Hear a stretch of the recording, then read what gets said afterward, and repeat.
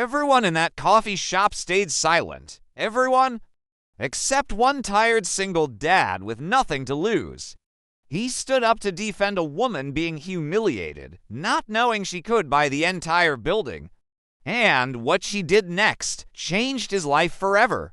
This is a story about courage, dignity, and how one moment can rewrite destiny. Ethan hadn't planned to stop at the coffee shop that morning. He barely had time, barely had money, but his daughter, Lily, had begged him, "Daddy, can we sit somewhere warm before school?" So they did. Ethan was 34, a widower, 2 jobs.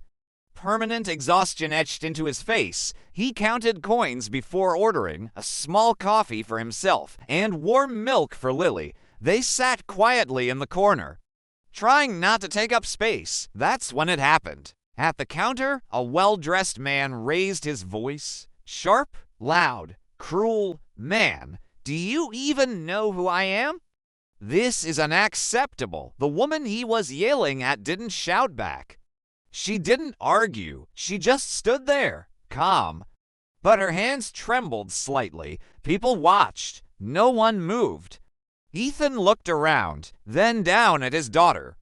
Lily whispered, "Daddy, why is no one helping her?" That question hit harder than hunger ever had. Ethan stood up. His heart pounded. He knew the risk. He was broke, tired, invisible, but he stepped forward anyway. ETHAN steady, respectful. "Sir." There's no reason to talk to her like that. The room froze. The man turned, irritated. "And who are you supposed to be?" Ethan swallowed. "Just someone who thinks respect is free." A few gasps. The barista looked shocked. The man laughed coldly. "Mind your business. People like you don't belong here anyway." Ethan didn't respond. He simply stood there, silent, unmoving. The woman finally looked at him.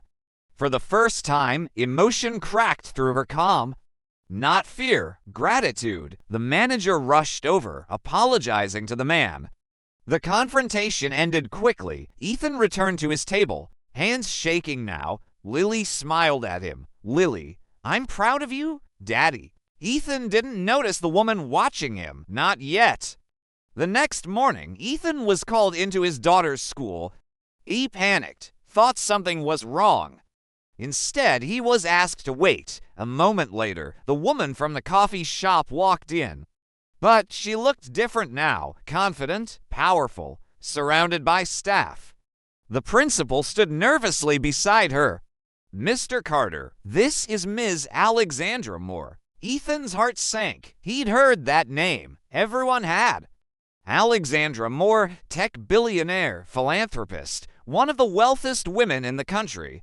Ethan stood up quickly. "Ethan, I'm sorry if yesterday caused trouble." She raised her hand gently.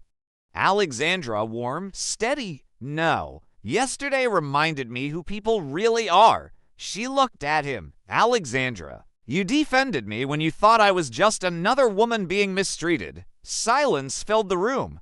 "I've spent my life wondering if anyone would stand up for me without knowing my name." "Alexandra, you answered that." Alexandra didn't offer money. She offered opportunity, a stable job, one that respected Ethan's time as a father, education support for Lily, and something else, unexpected. She asked him to help lead a foundation focused on dignity and kindness.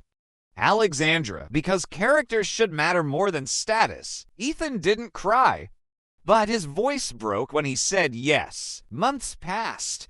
Life changed not overnight, but deeply. Ethan stood taller, Lily laughed louder, and Alexandra.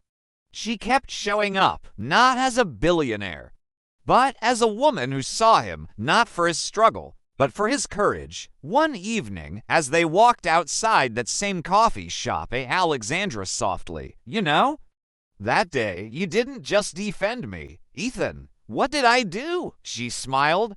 "Alexandra, you reminded me what kind of man I've been hoping still exists. Some moments don't begin with love. They begin with respect." One brave moment. One quiet act of courage, one life forever changed. If this story touched your heart, please like this video, subscribe for more stories that matter, and tell us in the comments what would you have done in his place.